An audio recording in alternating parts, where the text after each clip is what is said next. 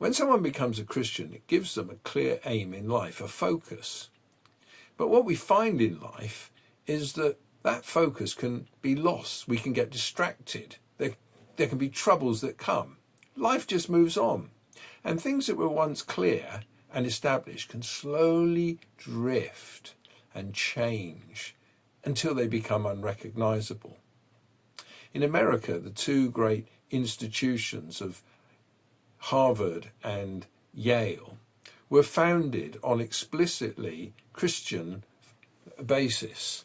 Harvard was to be a place where people would be plainly instructed that the main aim of your life was to know God and Jesus Christ.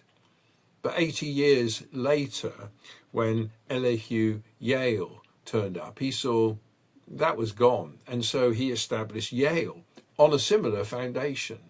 Today, those two great institutions have moved, and neither of them has a Christian ethos.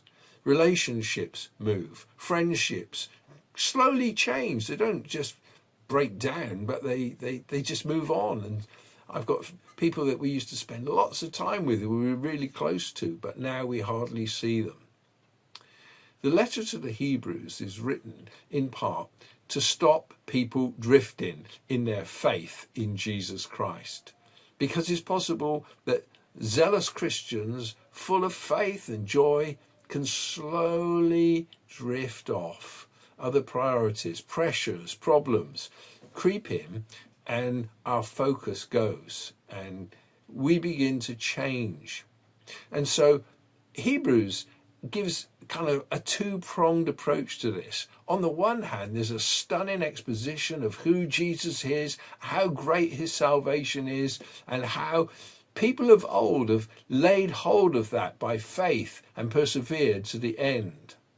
But on the other hand, there's also a series of 7 strong warnings, some of the harshest statements in the whole of the Bible about the dangers if we neglect this great salvation and the danger of drifting.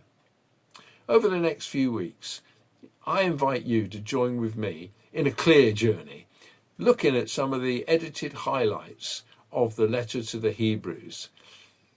The reward is that you'll see more clearly your great salvation that God has called you to in Jesus Christ. The other side is it will help you to put your anchor down and stop you drifting away, drifting along in the tides of life or the wind that blows through the course of your days. So let's finish with a verse from Hebrews. We must pay more careful attention, therefore, to what we have heard, so that we do not drift away.